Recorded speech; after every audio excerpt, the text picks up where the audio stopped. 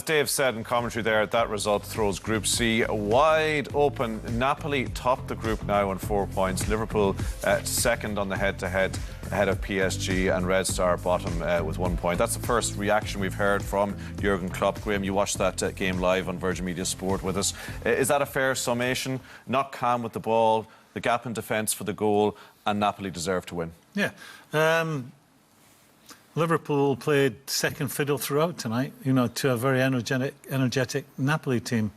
Not just energetic, with real quality as well. And they did to Liverpool in midfield what Liverpool normally do to other teams, which is just outwork them. They never give Liverpool a minute on the ball. The front three of Liverpool didn't seem to have any quality into them. And when they did get it, they were out-muscled. They were, you know, you think Mane would get in a race with anyone and win it. He didn't tonight. Salah never showed any of his strength inside the box. You know, normally, although he's only small, he can shield the ball and get shots off. He didn't do any of that. Firmino, there was no clever passing from him. But I think the problems really started in midfield, where I just felt Napoli dominated in there. And if you're constantly second to the ball there, you're never going to be on the front foot. And for the vast majority of the game, you know, Napoli seemed to be the more aggressive, the more energetic, up the field, cuter, clever passers. So they hit Liverpool in their strongest aspects. Yeah, they were better. Liverpool doing what Liverpool do to teams normally. And yet we get to the 90th minute, and it looks like Liverpool are escaping with a very precious point based on what we've seen. That would have been very kind on them. So what happened? Well, Robertson moves out to the left-hand side on the touchline. Gets 1-2 there. Van Dijk's there. The boy plays a great first-time ball back into the space, and Robertson's second in the race. And then Insigne, who I think, when this ball squared, I think it's gone past him. But that ball's fired in perfectly. That's to go to ground to make a connection with it. And Alisson he's passed out of it, isn't he? And it's nothing more than Napoli deserved. They were the better team throughout. And this is a reminder for Liverpool. If they had started to believe they were the real deal, this is a reminder they're not. When he referenced the problems in the formation, is he on about the fact that Napoli got at them in so many different ways, especially down that left-hand side? Alisson had to pull out a lot of brilliant saves. They didn't manage a shot on target themselves. And so many levels just seemed to misfunction Yeah, tonight. they were just, as I said, Liverpool normally steamroll teams. You know, they just have too much energy. They get after you, they get a goal, they get you on the back foot, get another goal and the game's over.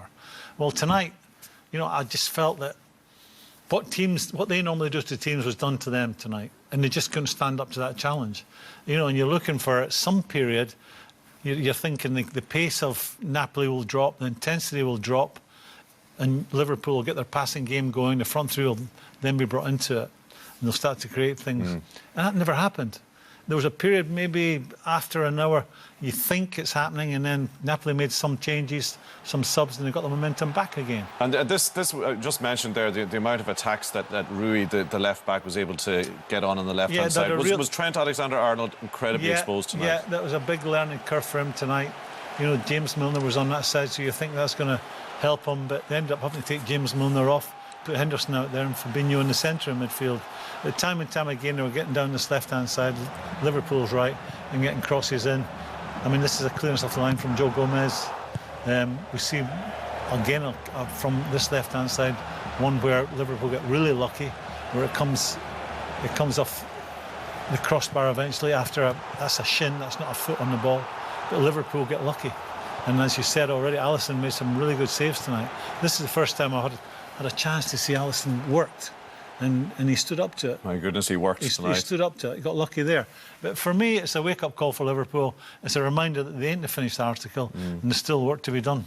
One of the questions, Brian, maybe you can jump in on this one, because it's kind of been it was in the build-up to this game about Mo Salah, for one, in terms of the front players. A lot of Liverpool fans asking tonight, why were changes made earlier? You know, Mo Salah, this sort of stuff was going in. You know, he was creating chances out of situations like this. Does Klopp need to treat Salah as somebody who's not untouchable at this stage?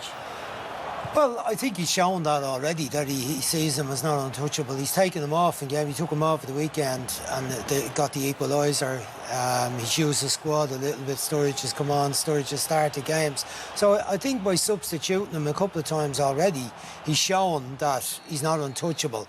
But I think his form is a little bit short of the brilliance he showed last year. But it was unlikely. I think Graham has said this before. He's unlikely to score 40 goals again this season. That was not a flash in the pan, but he's still not done. He's not done too bad so far this season. Not seeing it tonight. I watched the Chelsea game at the weekend, and I thought he was a little bit off. Yeah.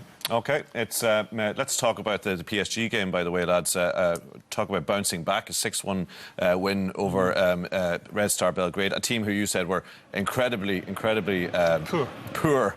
To be kind to them. What about Neymar's performance tonight? Well, he started the game in a frustrating manner because he kept giving the ball away for no reason at all. Again, ended up on the ground several times unnecessarily, and then he does that. I think the goalkeeper has a bit to answer for here. His starting position, that is a saving height. If he had been one step to his right before the kick's taken, he gets that. But I mean, after that, the floodgates opened, and it was just a matter of time before more goals. Neymar again plays a 1-2, and Mbappe actually plays a poor ball into him. He chops it back into him. Neymar again, another free kick. I think this one is unstoppable.